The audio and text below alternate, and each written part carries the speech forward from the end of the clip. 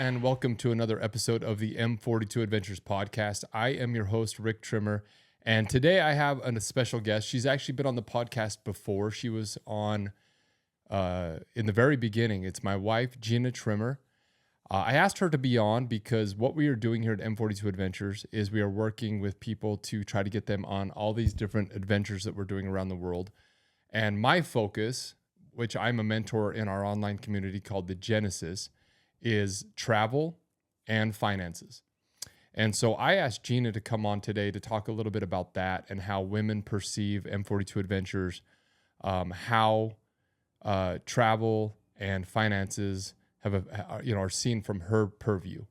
And so we're going to jump into some stuff. It's going to be me and her. We always have a good time. I love her. She's my sweetheart. And so let's get into this conversation. Hey. Hi. So I had a girl on yesterday, right, for my podcast. Yeah. You're the first girl ever to be on. This is my wife, Gina. And we talked a lot about kind of how we started M42. Our story was what that one was about, right? And then since then, I haven't had a girl. Yeah. I've done 30-something podcasts, and I know a lot of it is just because I'm a man and my friends are men, right? So it's natural. But we had a brand, you were actually in on that meeting. We had a brand person come in a week ago. A coach, a branding mentor. Yeah, he came in and I said, hey, what do we need to do to kind of, he's recommended by Ryan Mickler, and make sure our image is right. And he walked in and he looked at where I was filming over here in the corner and he says, so you're a hunting men's group? And I'm like, well, there you go, I guess. And I says, no, I don't want to be that. And he says, then quit filming that. Quit, you're portraying that on every podcast. So he came in, he gave us pointers on how to set up our light better. We're still not dialed in. This isn't how it's going to be. We've got some of the lights and stuff, but he's supposed to be coming back to help us adjust them. But then we redid the wall, all this. So I like it because it's a new, fresh start.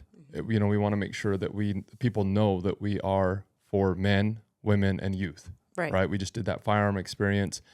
You couldn't make it. You had our baby shower. Yeah. That day, but we had 6 women. Mm-hmm. We had 4 youth, 12 and older, 4 or 5, and it was awesome. That's what it's about, right? It's not just men. Yeah, you have to get everybody outside. It has to be organic to your lifestyle. Yeah, and it is. That it is. It is. That's what my life is family, my wife, and friends and children. And so I think this is actually cool because yesterday we had on Serenity Thurston, our second woman guest, and we had been planning this one with you for a while now. It's just our schedules haven't aligned. And so I'm glad that the first 2 podcasts that I'm doing with our new look is women. My goal is to have a woman on or youth once a month from here on out. That's my goal.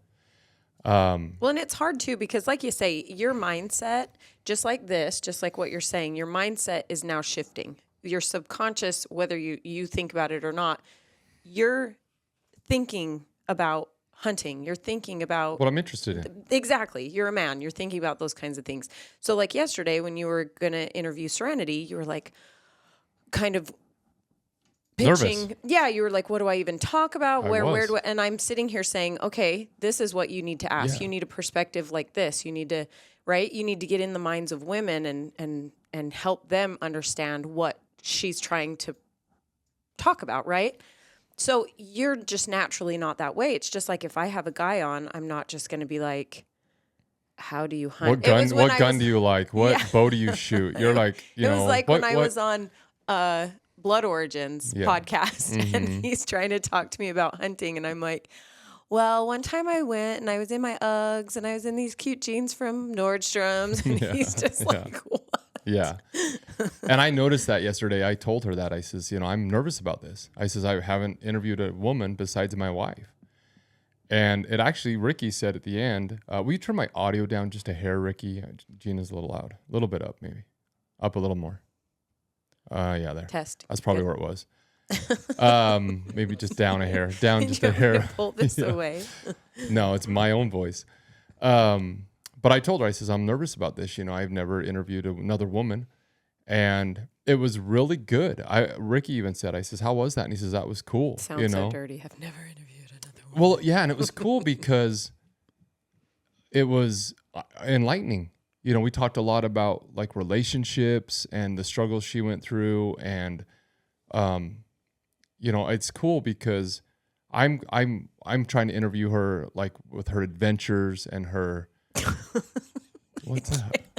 What's funny? Do you know what is so interesting about this conversation? Every woman, I wonder if every wife just thought, that's what it would be like if you actually listened to the conversation. And we talked about that. And I agree. I'm like, so you're finding this woman interesting and fascinating. And I'm like, not interesting and fascinating necessarily. No, but I get what you're saying. You were intentionally trying to listen to her so that you could apply it and have a good conversation. Well, and what was unique was, because I think you're exactly right. That's a good point, where when you go into a husband and a wife, and we talked about this, I think, yesterday. Oh my gosh, you've called me in the last 3 weeks. So it's interesting because in the 18 years we've been married, you've either not noticed it or you've not cared about it or whatever. But in the last 3 weeks, you've called me at least 3 times and called me back and said, I wasn't listening. What did you just say? Mm-hmm. And it's like, I notice another thing that we do a lot too, and I've had this happen a lot with you over the last 2 years, is I'll say, you should do this, you should do that. Yeah. And then you'll call me up and be like, my friend said to do this, and it's a great idea. And I'm like, I've been saying that for freaking 2 years. Yeah, it's for the wedge some reason salad. We hear it. It's the wedge salad off Everybody Loves Raymond. What's that? Deborah's telling Raymond about the wedge salad. The wedge salad. It was so funny when you started getting into the wedge salad. The wedge salad. It's so good. It's so good. Well, then he comes home from golfing and he's like, yeah, at lunch I had this great, it was so good. It was this wedge salad that so-and-so introduced me to. And she's like, I've been telling you about that. So I do see that part of it, but it was a really cool conversation because it was, and you're right. You're absolutely right. I actually didn't connect the dots there, but it is sad that it takes me interviewing another woman to hear what another woman wants. And I think that is reality. When I sit down with you, I feel like you're trying to change me. And we talked about this yesterday. She says, marriage is hard. It's very difficult. She says, when you sit down, you immediately have a wall up and you're defensive. She says, especially women. She says, when we come to you with our problems, men try to solve them. And we just want you to listen and, not necessarily try to fix it instantly. And I'm animated. Ricky said that when I go like this, I block your face. So I'm not allowed to move my arms this way because I wave like this. I was on a podcast the other day with some gals and they said they had a disclaimer before we started about like touching the table and bumping the table. And I'm like, I've been doing this for like 2 years. I'm good, guys. And I said the first podcast we recorded, oh my gosh, the banging and the thumping and the hitting the table. I'm so and animated. When I know other guys that do this, but you know me, when I get on a phone call. Oh yeah. I put like 3,000 steps. I put 3,000 steps on my phone. I cannot sit down and talk. So anyway, what was I saying before you ridiculed me on my own podcast? Just that men want to solve the problem because you are action takers. You are result seekers. Yeah. Naturally, women are trying to empathize and hear what's the thing under the thing under the thing, whereas men are like, get to the end of it. Elena Cardone just said this about Grant. She's like, I'll sit down with him. He's been out of town, and all of a sudden he's like, just get to the point. Just get to the end of the story. And she's like, offended. She's like, my girlfriends would never say that to me, right? But with men, it's like, I just want the result. I just want the points so that I can tell you exactly how to fix it and we can move on. It's not mean. It's just the language of men. I took that course from Trina, and it's so interesting that that's exactly the truth. It's the language of men. And so when I talk to my women in the Revitalized Sisterhood, it's like, if you want your needs to be heard, you have to think in a way that a man's going to be receptive of that. So you have to figure it out for yourself first. You have to identify what the problem is and what the changes you want to see happen. Put it even on little 3x5 cards. So it's like point 1, point 2, point 3, and then say it matter-of-factly, right? It's like a business transaction. Versus most women with their husbands, it's by the time they talk to their husbands, like me this morning, right? I've just, all of a sudden the hormones have just like taken over and I'm just like, and you're going, what do I even do with this? I don't even know, right? But if I would say, but if I say, Rick, I have a problem. This is the problem. This is how I think I can solve the problem. You're going, yep. You're analyzing it differently. Yeah. So, anyway, it's good to have another girl on.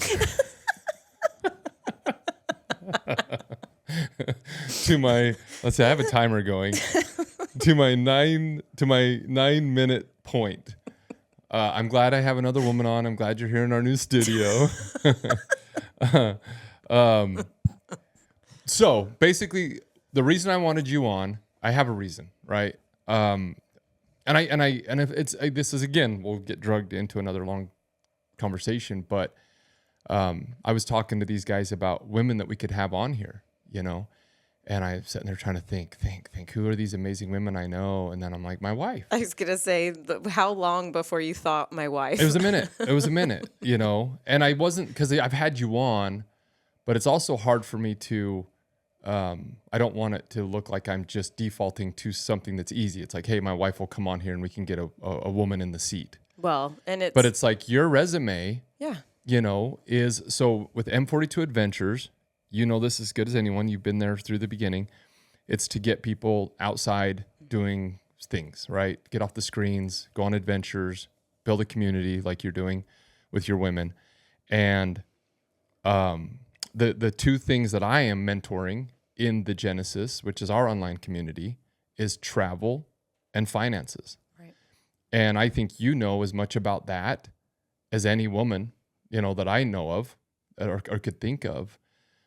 Because of your connection with me and my entrepreneurial journey. You've been there side by side, so you've seen all of it with the 13 companies we've started, right? I always get credit. Lived it and implemented it in my own life. Yeah, and I think that's, when I think of business, I think of me. And I thought, no, she's been there.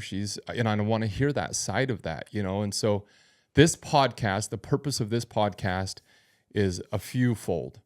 One, I want to talk a little bit about travel. I want to go into that a little bit. And I've got 4 fears here that I think hold people back from travel. I want to discuss them. Finances. I want to talk a little bit about that as how women see them and how, how that impacts travel and going on these adventures. And then have just a conversation with you as a woman on what you think about M42 Adventures as a whole. Right. So, let's go with first. As M42 as a whole. I think let's jump on that one. So, like I said, like you said yesterday when I was getting ready to interview Serenity, I always think of her name. It's funny because it's a different name, so I have to think about it for a second, and then I think of Seinfeld. Serenity now. Have you seen that episode? Yes. So I'm like, what was her name? Oh yeah. But so when I had her on, you were telling me how to ask her questions as a woman. Right. And so that's hard to do as a man, and I brought that up in the very beginning. Just like what I said, the language of men. Women have to learn the language of men. It's completely different. Yeah, I'm speaking English, you're speaking Spanish. Right. It's like the conversation, and I think that's what's so cool about having a woman on a man's podcast. Absolutely. I think we miss this so much, and you having men on, here and there, just to get an idea. We're trying men, and again, this is M42 Adventures, and so everybody thinks that this is just an outdoor adventure company, right? But we're working on our 4 core, right? Our 4 pillars, whatever you want to call them. You got fitness, you got finance, you have relationships, and you have mental health, spirituality, and faith. I always kind of lump those in together. Sure. And I think those are more important. I do believe they are more important than the adventures you go on. Well, I agree as well, because that's the person you are. And if the person you are is horrible, is broken, toxic, then it doesn't matter what adventure you're on, you're not going to get fulfilled by it. You're not going to get the fullest experience from it. Exactly. You can't go on a trip if you're broke. Yeah. You can't hike the hill or, you hunt the animal or whatever if you're out of shape or your body's sick. If you're mentally messed up, and struggling, depression, right. You don't want to go outside. So that's where, this starts. That's literally where M42 starts, is getting the person into a position, whether it's financially, all those things, whatever they're struggling in those. And then sometimes, they'll overlap. If you're a little bit depressed or you're struggling, sometimes an adventure is what you need to pull you out of that. Yeah. We had people come out to that experience on Saturday, and one of them came up and talked to me, and I says, hey, how was that? And she says, that was therapeutic. It was a girl. Yeah. And she says, shooting a gun. Yes. Yeah, I can see how that was absolutely therapeutic. Yeah. She says, I was kind of in a funk. I've been kind of just, in a funk, and pulling that trigger just was therapy. Mm-hmm. She says, I had no idea. And so sometimes the adventure and, it's kind of the cart before the horse, right? Yeah. Chicken before the egg, that one can pull the other out. But as a woman, and knowing what M42 is, what do you see the value of this? What because I look at it like I want to get muscle. Mm-hmm. I want to learn how to shoot a bow really well. I want to learn how to catch a fish on a fly rod. I want to learn how to defend my family in the home. You want to butcher an animal. Yeah, it's like, that's what I see. I want to ride a mountain bike down a scary hill and get adrenaline. You don't see it that way, I don't, maybe you do, but I think you're coming to Costa Rica on our Costa Rica experience in March. I'm wanting to go out into the waves and learn how to surf. You don't. No. You came to Africa, our Africa experience last year. I went out hunting every day. You stayed at the lodge. You saw the giraffes drinking out of the water hole. You loved the food.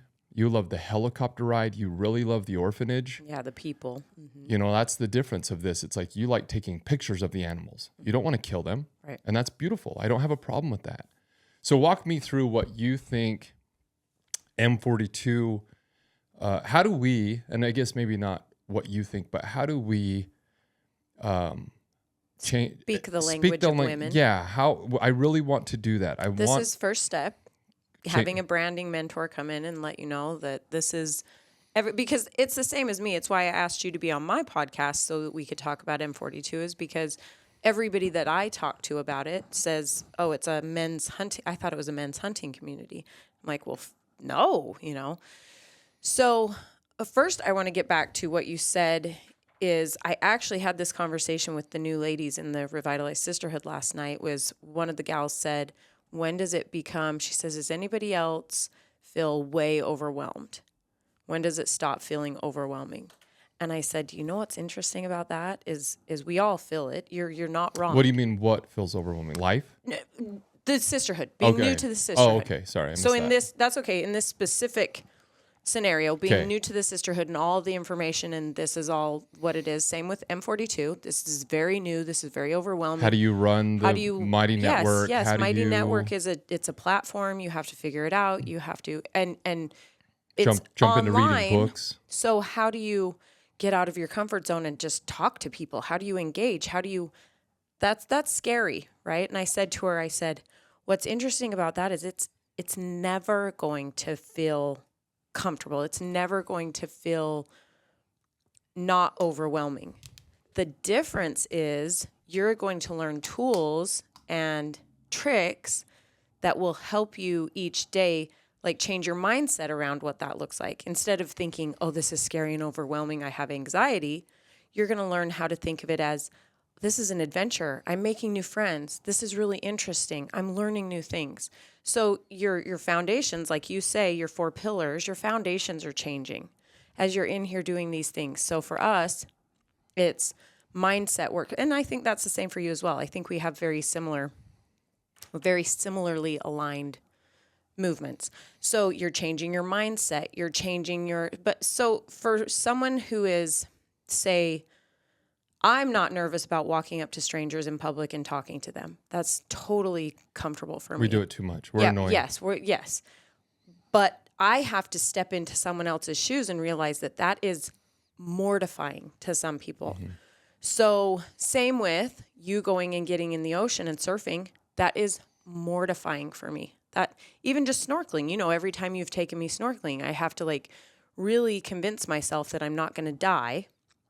But I do it because I know that each time I do it, it's going to get easier. And each time it's never going to be totally comfortable for me. It's not my natural normal. But each time I do it, I never regret it. And I know that because I come back from it and I'm like, that was so fun. That was so cool. I got to spend this time with my husband or my kids. I got to see the cool things that they, you know, I got to be a participant in this. Zip lining. Do you remember zip lining? Mm-hmm. I was so nervous in Mexico. Like, and that last slide, I was... sketchy. They throw you an old hockey mask, and it's like a cement. Der Stuka was a slide at Wet and Wild in Vegas that scared me as a child. It was like the highest. Those still scare me. You go on the slides with our kids, and they make you get on a scale, and then you didn't have to do this probably, but they made me get on a scale, and then throw on a broken old hockey mask. Yeah. And they're like, adios. I wore the hockey mask, but yeah, I was terrified. And I says, what's your weight limit? And he's like, it's 230. And I says, I'm 235. And he says, it's good. You close. You good. And like pushes me down. And I was bouncing off the wall of that thing and came out. And I told Sean, I was like, that was the scary. I mean, yeah. So that scared me. Yeah. But I understand. But I'm saying it's any of it. I have the mentality. I have luckily built a good, strong foundation in mindset to know that fear isn't a bad word. Fear, well, and I think that this is new though, kind of for you. Not that necessarily, but I remember just a few years ago, right? I've been reading business books for 20 years. Right, and you tell me, and I'm like, no. Yeah, I've been trying to quote unquote level up. Mm-hmm. For 20 years. Right. And I'm like, Gina, try this, try that, try this. And you've been like, I'm good.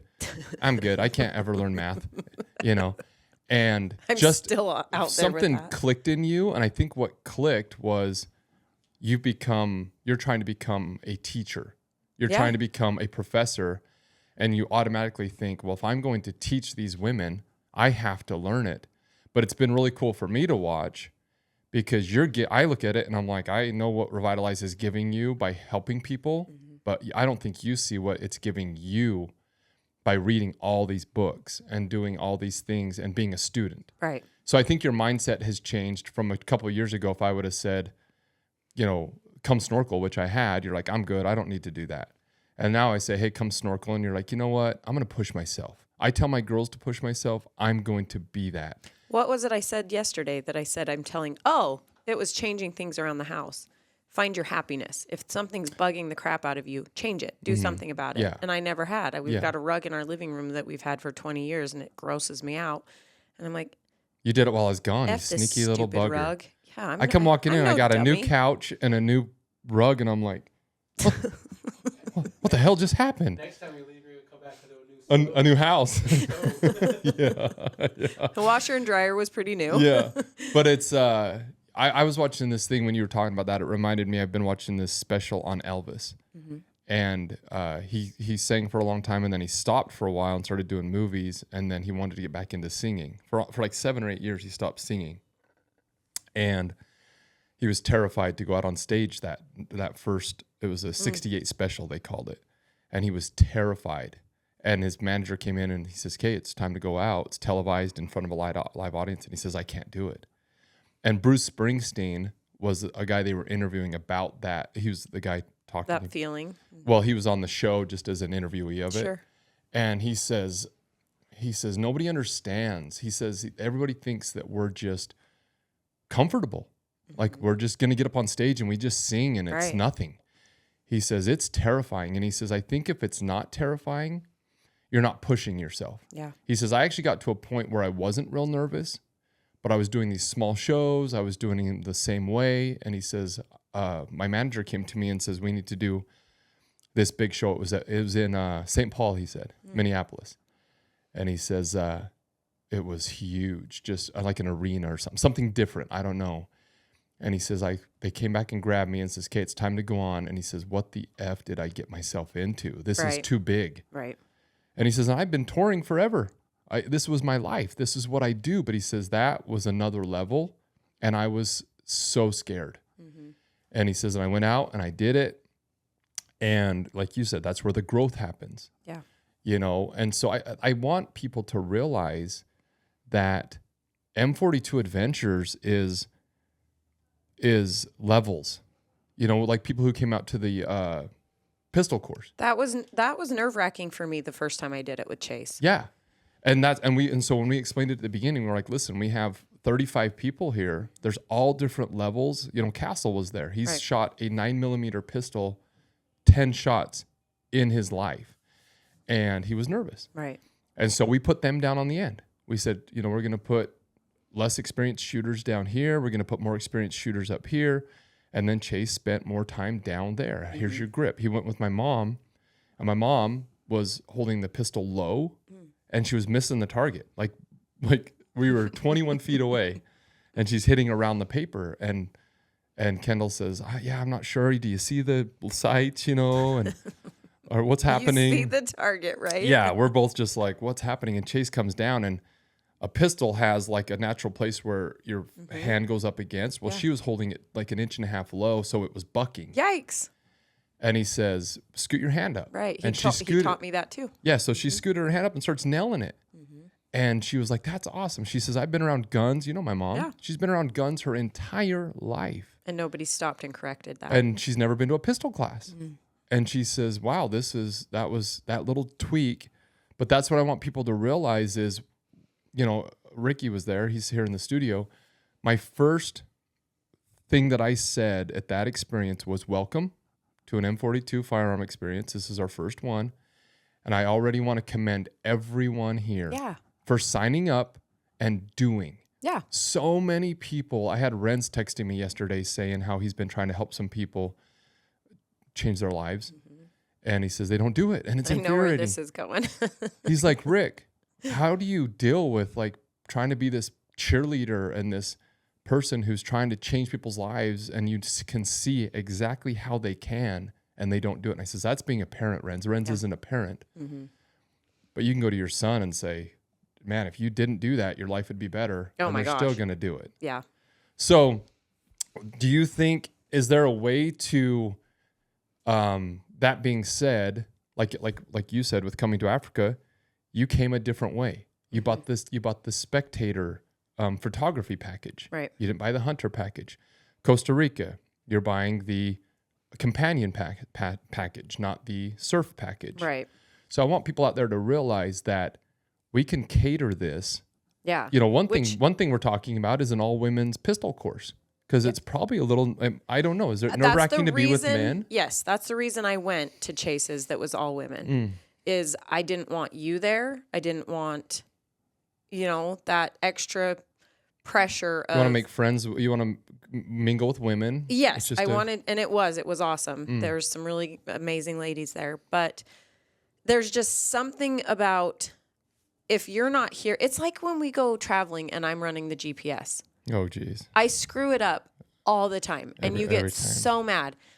How have I functioned my entire... I'm 42 years old. I get everywhere. I get everywhere. I think it's a... No, it's because you're not over my shoulder. You're not just sitting here like going, where is it? Where is it? Where is it? Yeah. So instead, I'm just actually paying attention to what's happening, and I'm doing the thing. I just assumed that it said, hey, your destination is in 14 minutes, and it took you 22. I just assumed that it rerouted 4 times. Is that not how it works? No. And I have had this conversation. Kelly and I actually had this conversation in Minnesota, which St. Paul, Minnesota, honey. So they're going to get you for that. Did I say something wrong? You said St. Paul, Minneapolis. Oh. And it's the Minneapolis Twins, babe. Remember? Oh, yeah. Yeah. Yeah. Minnesota Twins. Yeah. Anyway, so I think there is but again, it's their fault for them having 2 cities right there. That's too much. So that's not my fault. I'm just going to say whatever I want. Put your cities farther apart. So I think there is that level of, it's like you pressure. Said, you're sitting here with Serenity and you're listening to what she's saying. It's the same thing with Chase. It's like there is a level of, you're my husband. I don't, there's a different kind of, for sure. Relationship. But I hope. yeah. Anyway, I don't know where I was going with that. Yeah. So, okay. So I think I understand that is, and we're going to work on that. We're going to work on, but there's levels, I'm not giving women an out. I just said to myself today while I was washing dishes, I always have conversations with myself. And this time around, we know it's a C-section. I know what to prepare for. The last time I didn't, it was emergency C-section. Trauma into what the heck is going on. But now I know what to be prepared for. And I already made this commitment to myself that I'm not going to use this as an excuse for anything, because everybody makes excuses for things, right? But if I say to myself, it's the victim mentality, right? It's it rampant. creeps in, and it makes it so it's easier. It's everybody lets me off the hook because I just had a C-section. I don't have to get up and move. I don't have to do this, blah, blah, blah, blah, blah, whatever. But if I tell myself right now, I chose this baby. I chose how she came into the world, not the last one. I didn't. Do you know what I mean? I can try to not have a C-section. I can try. It might not end up well, but I can try and have a quicker recovery. Instead, I decided, no, this is going to be the way we're doing it. So it's all of these things that are, I am choosing this. I'm not going to let this be, I can't get the baby to school on time because now I have another baby. It's like, no, get up earlier, do something differently, adjust, figure it out. But if I'm telling myself that now, then I'm going to be better prepared later. So I'm not telling women, you need to go to the all women's thing to get out of the uncomfortable it's going to feel to go to the co-ed thing. But I do think that for a lot of women, that is a good first step. Yeah.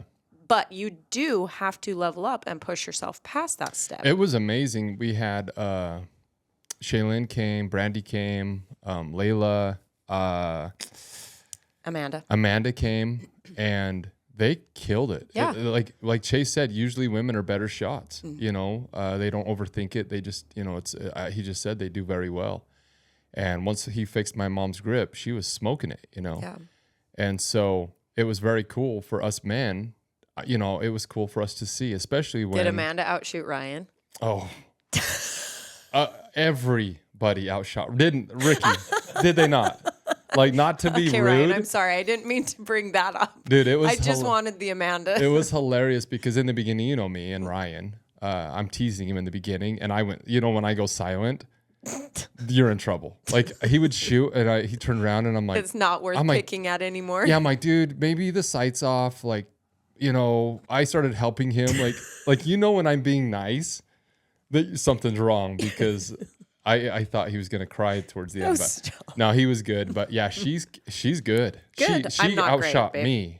I mean, her dad's a Green Beret. So yeah, her dad's a Green Beret. He was. But has she gone shooting with him? Yeah. Yeah. Oh well, yeah, there you go. Yep. So yeah, they're awesome. But okay, so that is that I get all that. I like all that. Have some things to where maybe for some personalities to come in a little bit easier, but at the same time, they've got to push themselves. And I agree with what you're saying as far as preparing yourself. I do that a lot. And again, I'm going to go into hunting because that's what I do the most of. But when I go on my elk hunt in Utah this year, a lot of it people don't realize, and I'm sure this is for people who run marathons or do anything that's scary or hard physically. I'm preparing, and I'm preparing not only with my gear and my, making sure I have matches in case I, or a rescue phone in case I break a leg or something, but also mentally. Yeah. Because so much of it's your mindset. I think Castle learned a lot carrying that elk out because he kept saying, I can't do this, Dad. I can't do this. And I says, you can. I believe in you. Let's just rest. Keep resting. We don't have to go hard. And he did it. It took 3 trips to carry that elk out, and it was very difficult for me. But I think like you're saying, and that's what I think is amazing about having people there with you that are above you. It's not a bad thing. It's not like, hey, I'm going into a gym. I have this problem. And I talked to Kip Sorensen about this, where I'm like, I want to go do jiu-jitsu, but I hate to walk in there and get beat up. You feel judged. I feel like a less man, like inadequate. Yeah. And he says, well, we respect those people who come in with a white belt as much as anybody, because that's so hard to walk in the door. That's the first hard step. And so, but I think preparing yourself mentally to know I'm going into this and these people are here. They want me here. They want you Kip to wants succeed. new people to come into the gym. He wants people to experience the joy that he gets from jiu-jitsu. Right. I want people to come. I know the surfer, we have a pro surfer in Costa Rica that's going to be teaching us. I guarantee, he said, I'm excited to have people from never touched a surfboard to surfer, good surfers. This is my life. And this has brought him so much joy that he wants to share it. Right. And I think that's what people need to realize. So, well, do you want to hear something this is so silly? It's so silly, but it didn't only come from one woman in the Revitalized Sisterhood. It came from a couple. And it sounds really silly, but it's so a couple of the women, one of the times when I was like, what was something that empowered you? When's the last time you remember feeling like I did that by myself? Yeah. And it was mowing the lawn. That's the most simple. It sounds so dumb. It really does. It sounds so simple. But I've felt that as well. I've felt that exact same feeling of this was something that's normally my husband does. I took it over. I did it, whatever. And afterwards, I was empowered from it. It's like, so if you can think about that as far as mowing your lawn, and she was embarrassed to say it. And I'm like, I totally felt that way too. And another girl was like, I've totally felt that way too. So it wasn't just her. But if you can compare something like that, I want all the women listening, whoever, to say, to answer that question. When was the last time you truly felt empowered? And it was something that you had to push out of your comfort zone. You had to maybe struggle through. You had to figure out for yourself. And then you got to the other side and you were like, oh my gosh, now I can do anything.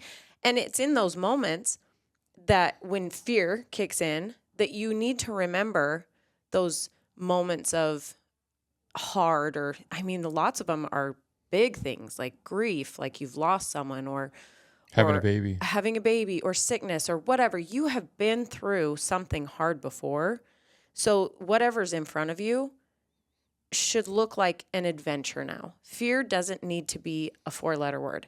It can be an adventure, right? And if we just change our mindset around that this isn't something stopping us, that's like you're thinking of all these bad things and everything that could go wrong or that you're not going to do it well or whatever, but look at it as this is going to be cool, or I'm going to get this, or this is going to be something that afterwards I'm like, a bad A for, It's funny how you say that. I think what holds a lot of us back, including myself, is what others think. And we know that, but it's funny how when we were out there shooting, I'm this big 6'5" burly man. I'm putting on the event, right? I know people are, I think people are looking at me. Maybe I don't know, but I assume. Mm-hmm. And in the very beginning, I'm down there and I'm like, I want to go down to the end, down on the end and, not be right in the middle and not be, we kept having a contest where you try to shoot a bullseye to win a prize. You want to be out of everybody's spectator view? Yeah. Or you wanted to be in it? Out. I wanted to be out because so we had this contest and it was a one shot, shoot at the bullseye.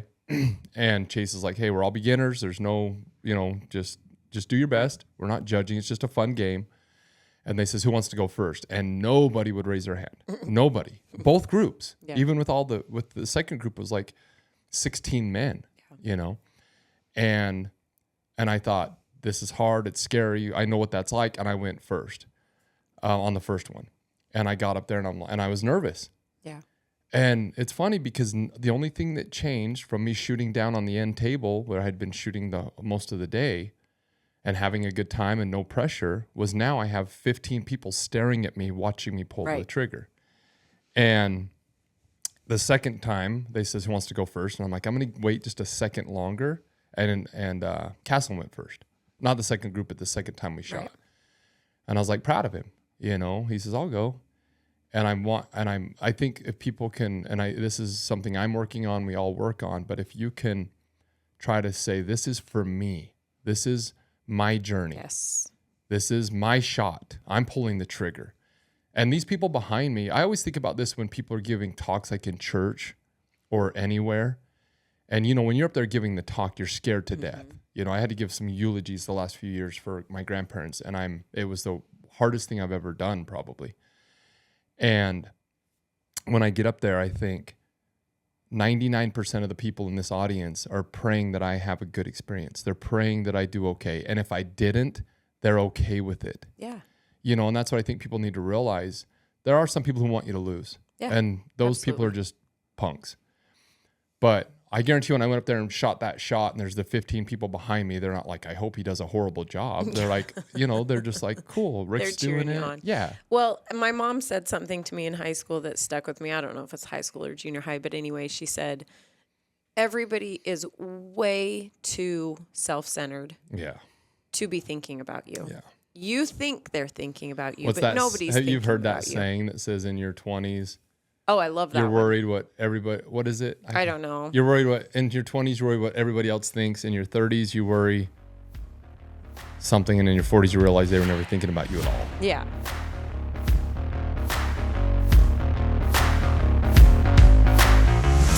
Hey guys, let's step away from this conversation real quick. And I wanted to talk to you about a couple things that we have going on at M42 Adventures.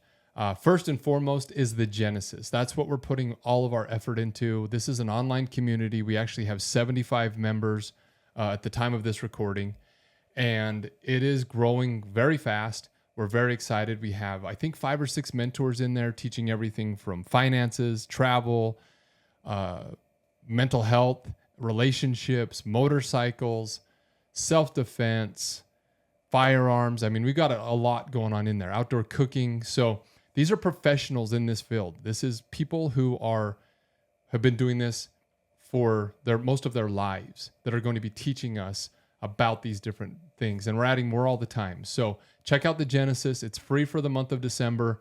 And then we will start charging in January because we do have costs associated with it. And that's just the way it works. We hope to see you in there. Check it out. You can go to m42adventures.com and sign up today. And it is completely free for the month of December. Also, I wanted to talk to you about a few experiences we have. We have sold most of them out for next year. We have 5 or 6 going on next year. Costa Rica, Alaska, Hawaii, Utah, and Africa. And we have a couple spots left for Africa. So the rest are all pretty much sold out. But if you want to come to Africa and go on a safari or a photo safari, we'd love to have you. Check it out. You can go to m42adventures.com and read more about that.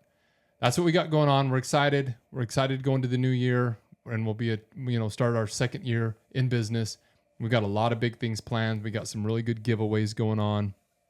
And so, yeah, stay tuned. Let's get back to this conversation. I'm missing in your 50s, you don't care. Yeah. Yeah. You could give a sheesh. So that's the thing is you have to remember that you worrying about that's taking so much energy. I think I just shared something from Gary Vee that was like, that's taking all of this amazing energy to worry about stuff that's not even happening. Exactly. Versus where that energy could be directed into Imagine something good and fun and powerful. Well, and you look at it, not only do you do things that, physically that you think other people want you to do, but a lot of it is you spend money. So many people I know that I'm financially coaching now are in bad financial situations because they're trying to impress people. Right. Too big a house, too nice a car, too nice a clothes. Yeah, and what people? That's what I mean. Where are those people when you need something? Well, where are those people? 100%. And we talk about this a lot where it's actually kind of funny. And I've mentioned this a few times where people will go out and buy a new house or a new car. This happens a lot. People will go buy a new car and they'll pull up and say, look at my new car. Mm-hmm. And they drive away thinking that people envy him or respect him. And the people behind their back are like, wow, his payment's $500 or his payment's $1,000 a month. Like, what's he thinking? And so they don't even realize that they're trying to get a positive out of this and it's a negative. It's so funny. It's like, wow, that is sad. Yeah. So go buy the cheaper car, get yourself in a financial position to where you're secure, you sleep at night, and then go buy the fancy car. This is women, and what I deal with a lot in my community is people pleasing. Yeah. Women with people pleasing. It's the same thing, just in a not a financial way, but an emotional giving of your own energy, giving of your own time, going out of your way for all of these things, and it's all it's doing is taking away from you. Yeah, depreciating you and your energy. When it's like Kelly, she's the best example of this because Kelly who? I've never heard of this Kelly. Never heard of this Kelly. That's your doppelganger. So she's on, like, she said it the other day. She said, that's a pre-Kelly. That's a Kelly pre-Gina. That's a Kelly pre-Gina. And giving my energy to people that don't reciprocate or give back. And that's actually comes back to what Renz was saying about coaching, is how do you deal with people who aren't willing to put the energy back into themselves that you're trying to put into them.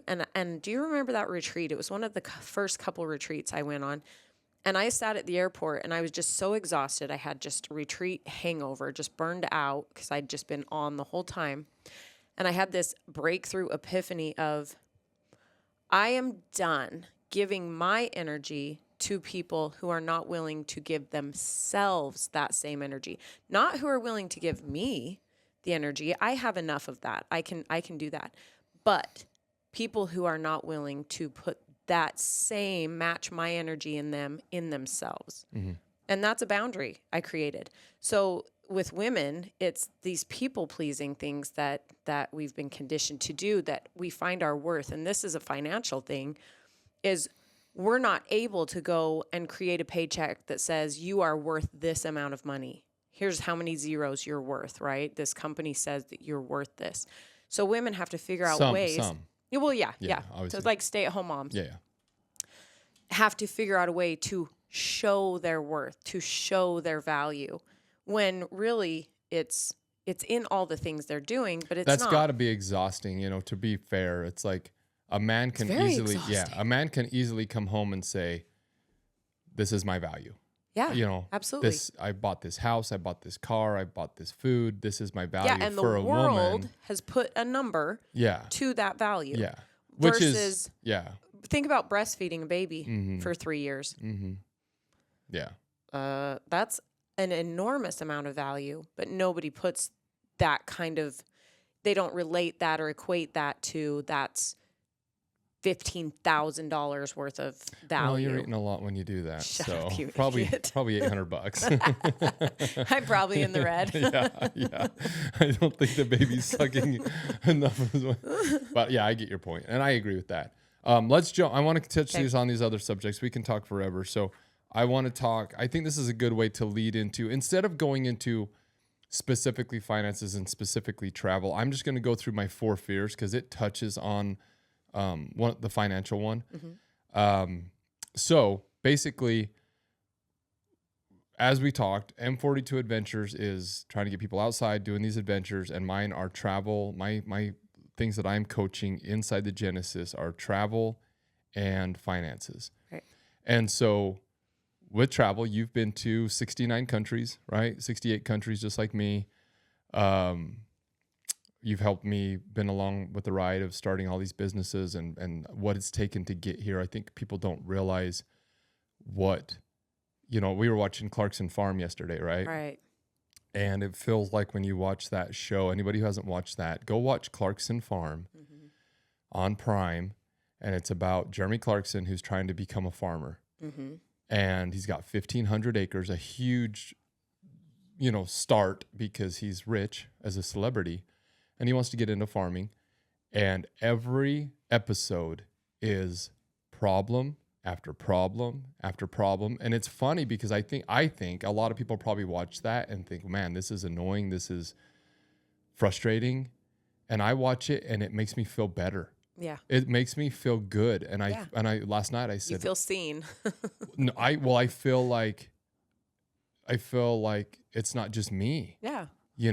Starting a business, starting M42 Adventures, people just see you know, and I've had a good start, right? I'm in a different position than if I would have started this 20 years ago, it would be totally different because I couldn't afford that light. Right. I couldn't afford this mural. This mural was $160 Right. to put on my wall. You know, these microphones, it's like, so we do have a big jump and a big safety net there that helps us. But man, it is still so difficult trying to get, you know, it's just unbelievable. Well, and in times like that, it's like with Jeremy Clarkson, he's a whatever gazillionaire, whatever. But he still struggles. He's still upset. He still has this mindset of, I'm not succeeding. So even though financially he may not feel the burden as much, he's feeling it in a different way. Like when we started our businesses, we were feeling that financial burden. We were feeling that. We're like, oh my gosh, we've got to have kids someday. We want to have a house someday. We want to, whatever we were feeling. So we probably weren't focusing as much on the, I care about being successful. It was more, I care about making money. Survival. Because survival. Well, and like you said, it's how we talked about Jeremy last night. And I says, you know, he obviously probably isn't concerned about the money, but he acts like he is in the show. It feels like he is concerned. That equates to success. And I don't even know that it's that. Maybe it is. I think that's probably true. But I still worry about money. We have a lot more money than we've ever had, right? We're in a lot better position. More money, more problems, babe. Well, when you look at the blind behind me, what did I say when I saw the bill, right? I get home and and look how pretty it looks. It looks delightful. It's very nice. Yeah, it's great. But I got home and I'm like, I go hunting and you know, come back and you bought a $180 blind, you know, for my room. And I was like, what are you doing? Because this is still a startup. I have partners. Right. We have a set budget. We can put more money in if we had to, but some of the partners can't because of their financial situations, and we want to be smart. Yeah. Right. So that gets me into what I want to talk about. So with travel, these are the 4 biggest fears that people have, I believe, and some of them they're broad, but these are the boiler points. But with travel, so people out there who want to travel, that's why I wanted to bring you on. Travel and your history of that. 4 biggest fears. The biggest hurdles, not fear, is number 1 is money. Number 1 is money. The biggest thing that holds people back, I believe, and again, this is my list, so you can shoot holes in it, whatever. But I believe it's money. Everybody that I've coached and talked to, especially over the last 10 months with the Genesis and coaching, money. If you don't have money, you can't go to Vegas. You can't go to Italy. You can't go to Zion's. So money's number 1, right? And we're not going to solve that. That's not a question for us to solve. We're not getting into the finances. We have to get into the individual ones, getting time off from work and the budget of, you know, one thing I wanted to talk about this is how you can get creative. And I know I do most of our plans for traveling. I book everything, but it's like our trip coming up to Phoenix, right? This will actually come out after our trip, this episode, so we will have already been on the trip. But I talked about this a little bit yesterday with Serenity, where, you know, booking the rental car, right. If I book it for a week instead of 5 days, it was actually $200 cheaper to have it 2 days more. And some of these different things that you can get away from. But finances is a tough one because that's on an individual basis, and we don't need to necessarily get into that. We know what we did to get there. We know the sacrifices we made. Unbelievable. Really unbelievable. They really are. You know, I see people all the time with like a 6-pack that are older. You know, I had one when I was 20. It wasn't a big deal. Yeah. When I'm nursing, and I have a 6-pack. My Mexico picture? Yeah. The picture that I have hidden under my pillow. Holding a rattlesnake. But when you're in your 40s or 50s and you have a 6-pack, I look at those people and I think they are struggling as much as I struggled with money for fitness, because I think that's about equivalent. But the fears of travel, what could go wrong? That's a huge one. You know, what could go wrong? Am I prepared? Not speaking the language, driving. People out there who are hesitant to go travel, especially, like I said, women, how do they overcome this fear of what could go wrong, not having the right vaccines, you know, not being able to speak the language? How do we how do we encourage them to come on some of these adventures? So much of it is you have to just do it. You have to just jump. At some point in your life, you have to just say, what's the worst that can happen? I'm going to tell you to go read Dale Carnegie, Stop Worrying and Start Living, and Fear. I have a book. I can't remember her name, but Fear, that was a big one for us, that book. But it's at some point, yes, your imagination can come up with how many hypothetical situations. Depends on how good your imagination is. I can go pretty far. Right? You can go pretty deep and dark. Again, how much energy did you just expend on going that deep and dark in all of these hypotheticals? Like, when really, if you could find a way, wrap your head around the mindset of, let's just see what happens. It's like when I talk to you and you do plan things, which I have the luxury, I tell everybody, I have the luxury of not really having to worry too much about stuff. I could be like, oh my gosh, somebody could get sick in another country. Oh my gosh, da, da, da, da, right? I could go down those holes. I have the luxury of, you've probably thought about a lot of these things because that's how your brain works. And I get to focus on being present and like us packing for Africa the day before. Like, whatever. Well, and I tell people that to where it's really funny because we wasn't immune to this.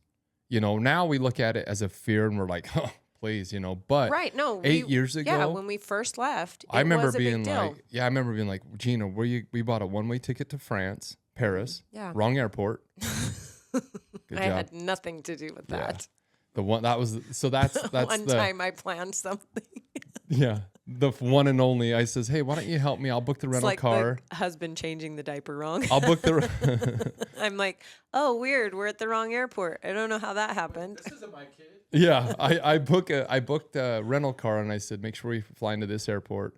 She gets on there, books the cheapest flight, which she thought was good. We're getting there for a good price, and we're 40 minutes away. 40 minutes away from the rental car place. We literally got off the plane and I had to get $100 Uber to go across Paris.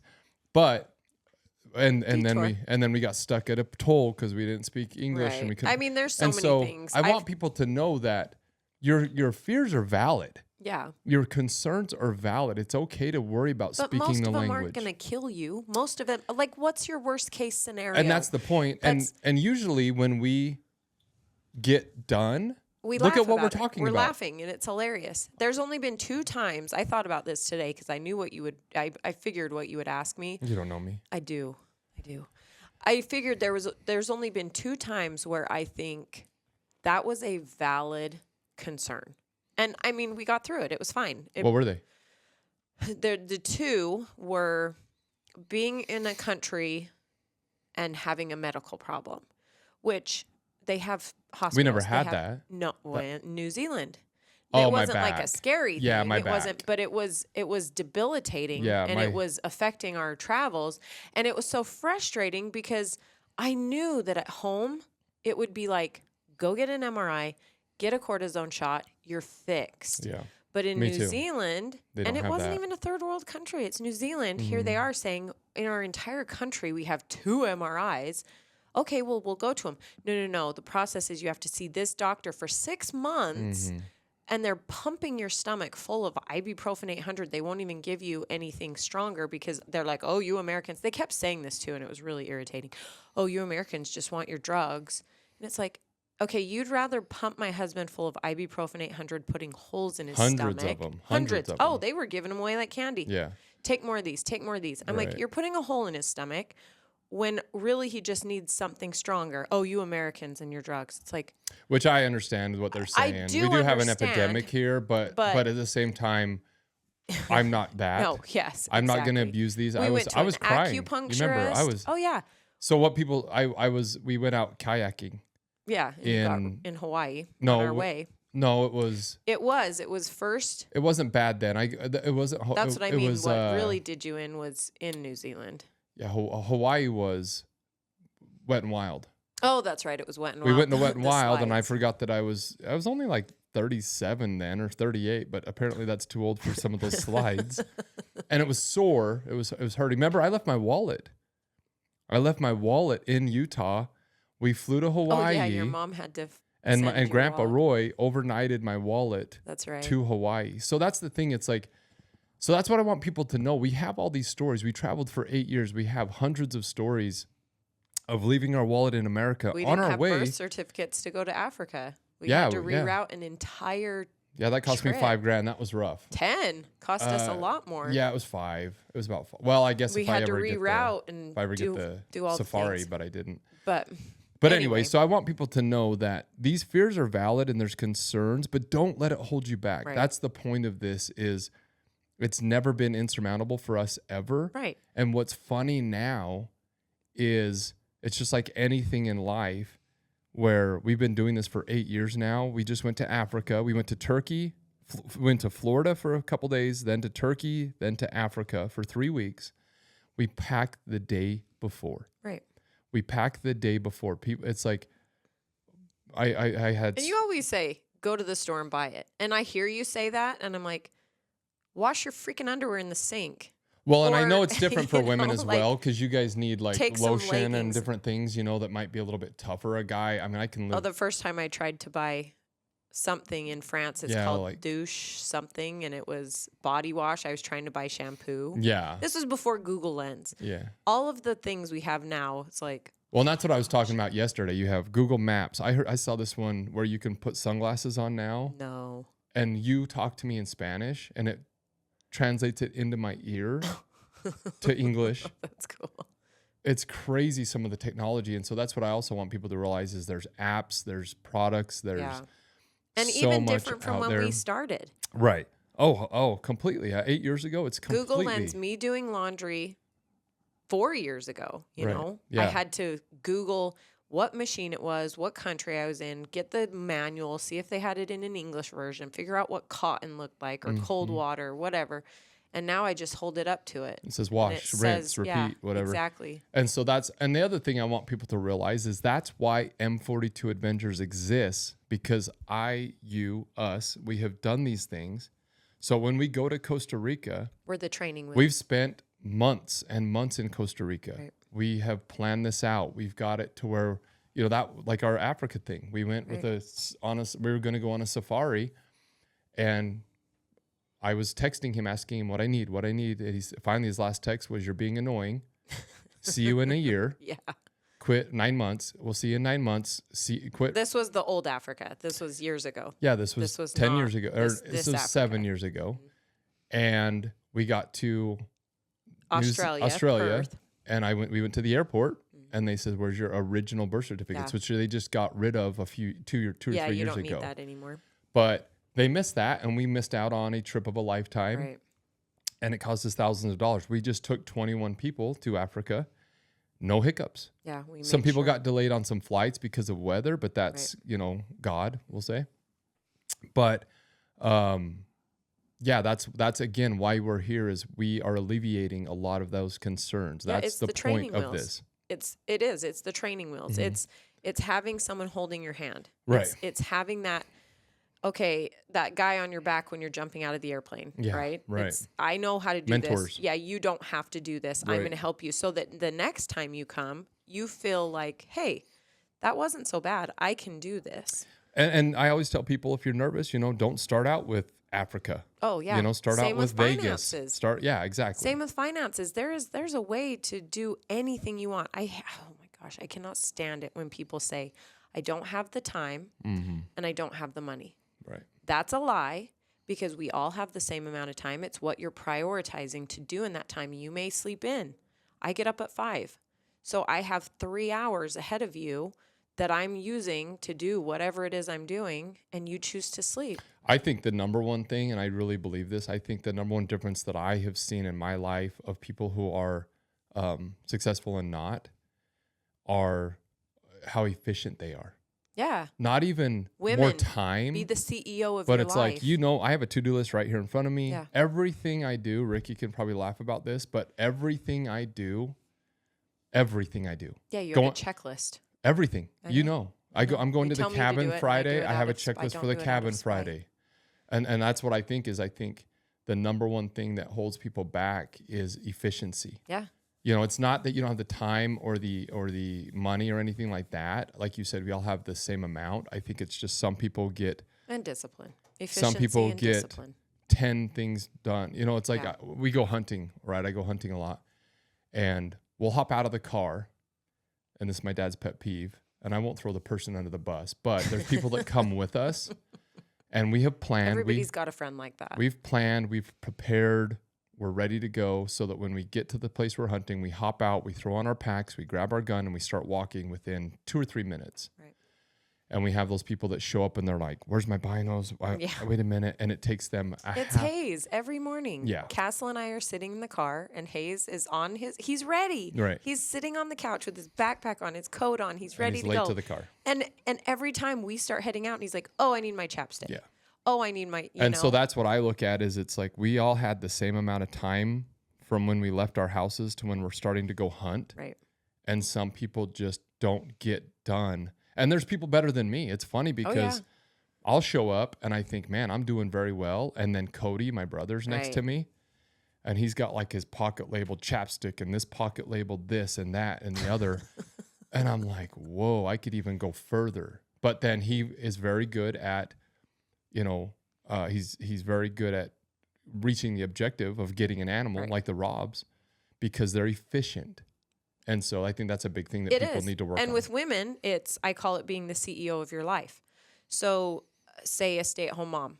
An efficient CEO would never allow 4 trips to a grocery store in 1 week. Ever. That is a horrible waste of time. That's a horrible waste of resources. A step ahead of that is even going into the grocery store. Why? You have pickup now. You have delivery now. Mm-hmm. Why would you ever step foot and go chance emotional buys? Now you're spending money you don't need to because you're going in the store. You know, stuff like that. So there's that. Don't tell me you don't have the time. I don't want to hear it. And the money. I don't have the money. No, I don't want to hear that either. Because if your dog or your baby or something all of a sudden was like, they need this emergency something, you're going to figure it out. You will figure it out. It's what you're prioritizing. Yeah, I understand you're on a budget. Like we were on a budget. We were eating ramen noodles. Okay, so we're eating ramen noodles. We have money for that. It's prioritizing, you know, putting the money aside. But we still did things. We still took the boys places. We still went on road trips. We still. Well, and that's what I think. It's like you know, when I say on here, one of the biggest hurdle for travel is money. It's like, you know, go camping. Right. You know, it doesn't have. Sleep on the trampoline with your kids. Make memories. I was telling Ricky the other day. Remember that time when I had that package, that lumber on the roof of our truck when we were doing it? And I almost died. Yeah. Mm-hmm. You know, so we used to do deliveries. Yeah, so that we could go to California. For companies.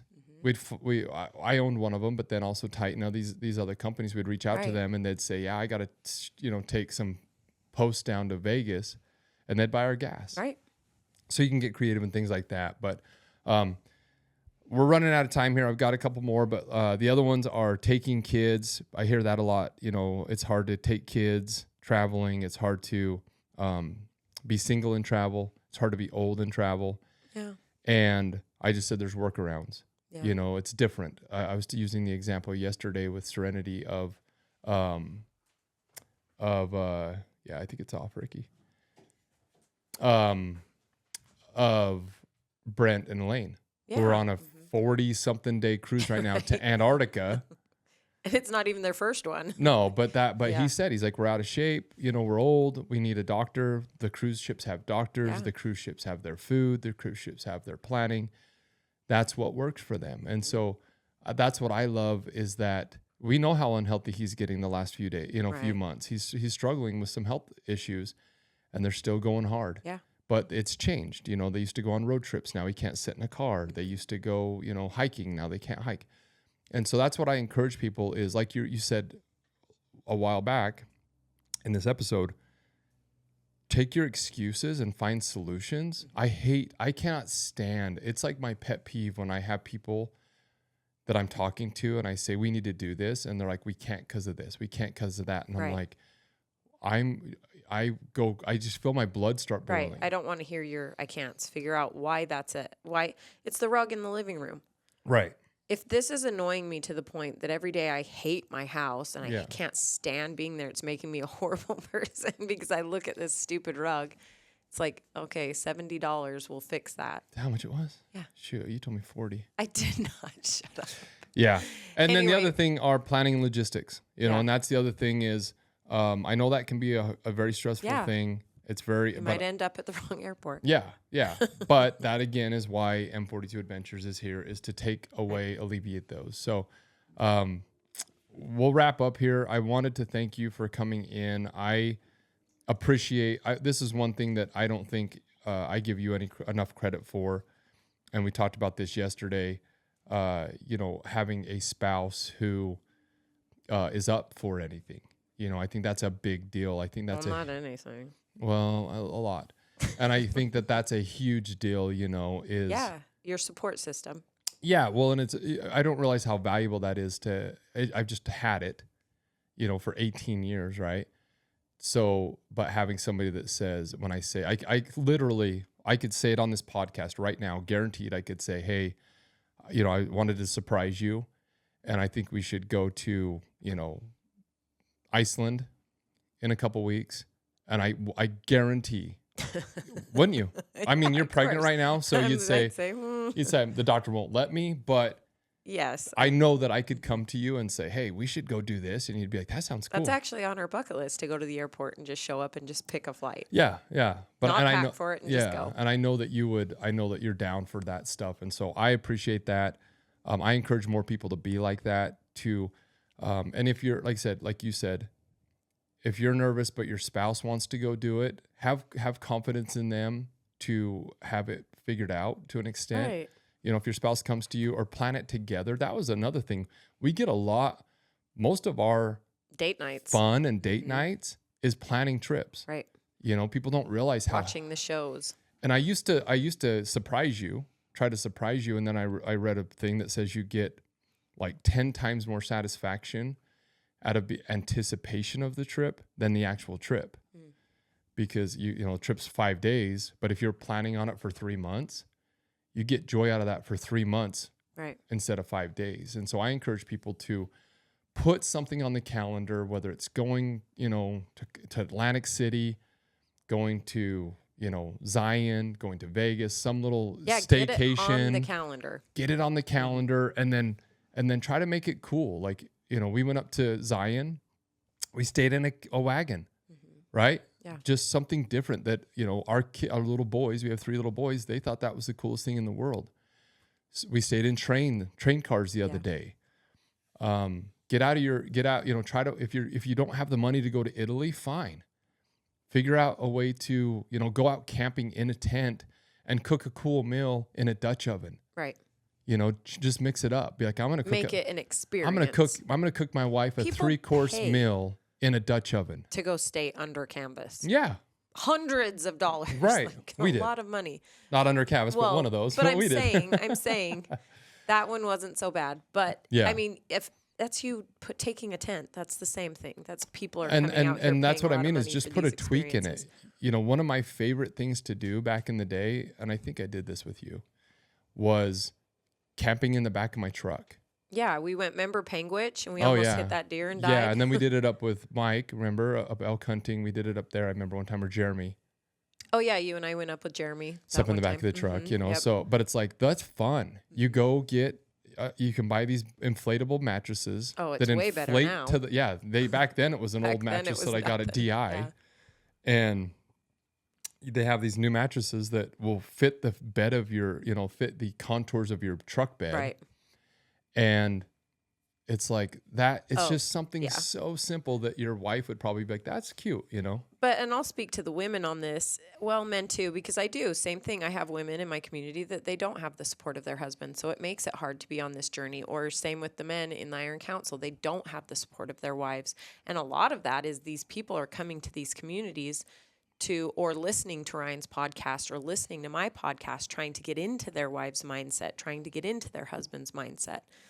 And so, yeah, it is a huge benefit to have someone that supports you. But I will say it has to start with you.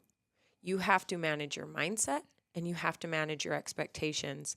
Because if your husband tries to do something for you and this like that, and it ends up being a truck bed, and you're going, he's never doing anything for you again. Right.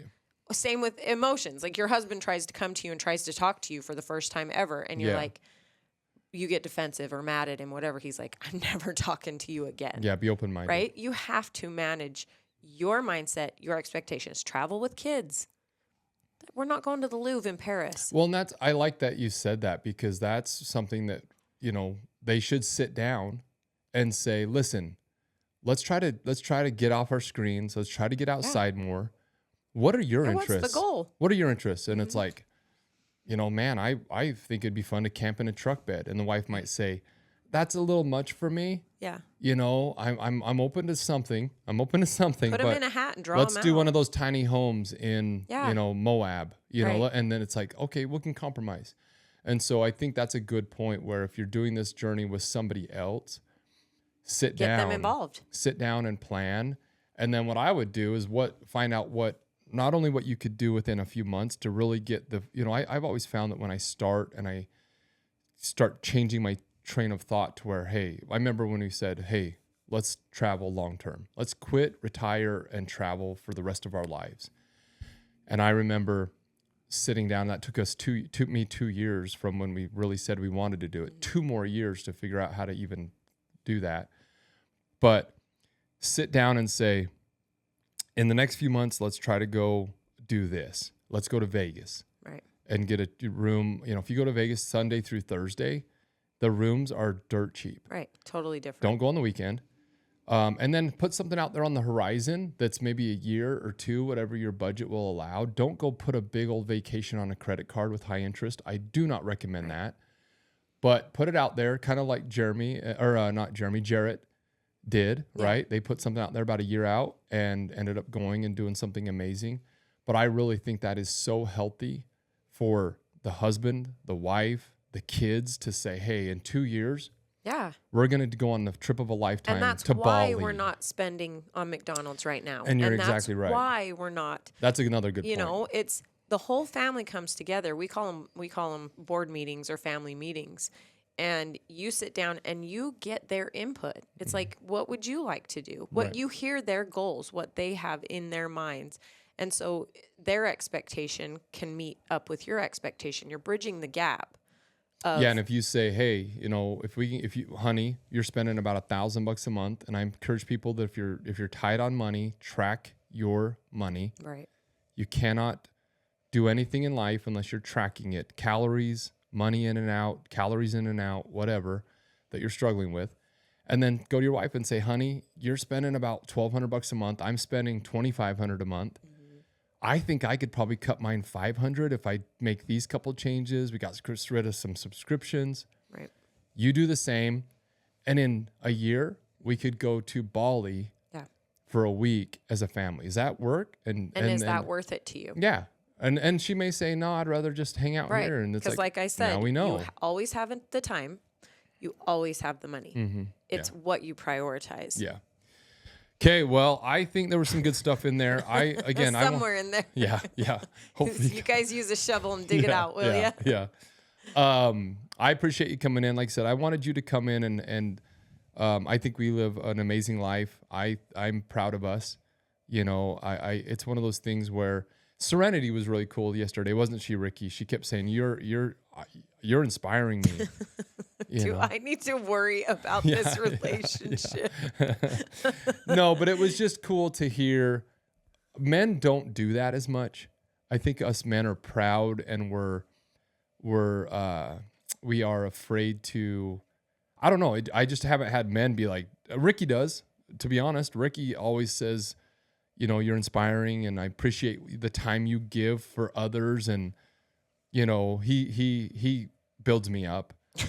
But his love language is words of affirmation, and I apparently don't do it enough. It's not. I know it is. No, and you do, but I just wanted to say that I think that we're doing cool stuff. I think revitalized womanhood is needed. I think it's necessary. I know your struggles. I see them daily. I commend you for doing that. Ryan Mickler with what he's doing. You know, I want all of these to win. These are all needed in this world. Yeah. You know, M42 Adventures, the Genesis, Revitalized Womanhood, and what's your community called? The Sisterhood. The Sisterhood. And Iron Council and Order Man. All these things are needed. And so if you're a man, go to Ryan's. If you're a woman, go to Gina's. And then if you want to go on adventures, both of you can come join us. The whole family. The whole family can be in Genesis. this one. Yeah. Yep. And I think they're all very much needed. They all serve their purposes. And I encourage people to get in there and do. That is the number one thing I would think. Don't stop reading the books. Keep reading the books. Keep listening to the podcasts. But implement. But for the love of all that is holy, start making little changes, little deposits, little tweaks, little pivots. It's not going to happen overnight. But you see me, I've been on this diet, right, for the last 10 days because I put on a bunch of weight. And 1%. It's and 1% every day. Yeah, I love that. Have you seen that little chubby kid on Instagram? I love that little chubby kid. That does a sit-up? Yeah. Have you seen it? I'm sure you've seen it. It's a real video, but and I it's love his him. brother filming him, and he's like, do it, Henry. And he does like a sit-up, and he's really chunky, and he gets up, and he goes, lifts up his shirt, and he's like, have you seen it, Ricky? And he's like, what the heck? They said if I work out, I'll lose weight. And the little brother's like, I don't know.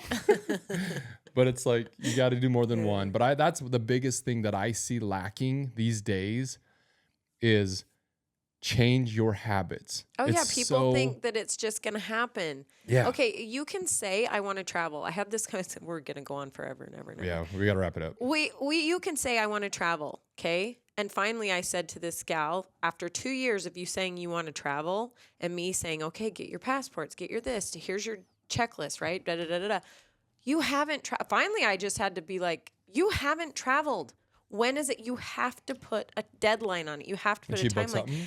Within 2 weeks, they were flying to the Dominican. Have they gone yet? Yeah. Did they love it? I think so. I haven't really gotten into it. Did she regret it? with Was her. it the worst thing? You know what I mean? It's like she was so glad, but I finally it took me like looking her in the eye and saying, shit or get off the pot, okay? Yeah. You obviously don't want to travel because you're not going to. Life doesn't just happen for you.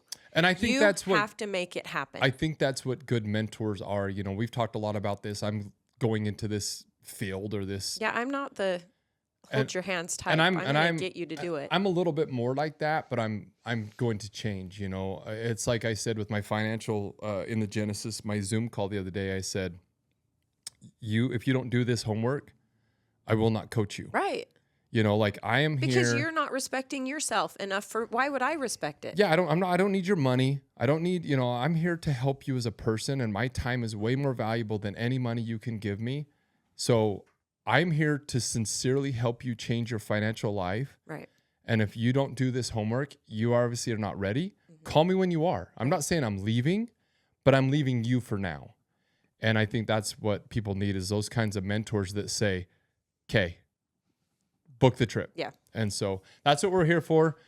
Check out Gina. She's got her Revitalized Womanhood and her Sisterhood, her online community. I know it's amazing. I see all the messages and things that she's doing to change women's lives. I appreciate you being here. Thanks, babe. See you at home. See you when I see you. See you when Peace. I see you. Love you. Love you. All right. So there you have it. My wife, Gina Trimmer, she's always fun. We have some good laughs. So hopefully you got something from that through, you know, all the different topics we touched, travel, finances, a lot in there for relationships, things like that. Hopefully specifically for women, trying to get more women into this community. Our online community is called the Genesis. And you can, you know, couples, families, like I said, my wife is in there. My older boys are in there. So yeah, I hope that you got something from that. Check her out. She's got a podcast called Revitalized Womanhood. And she also has an online community specifically for women that is called the Sisterhood. So I appreciate her coming down here, taking the time out of her schedule, and you know, being at home with my family and my kids. She's actually 8 months pregnant right now, so we're gonna have a baby girl here in about a month. So we are very excited for that. I love her to death. She's my sweetheart. We have a lot of fun.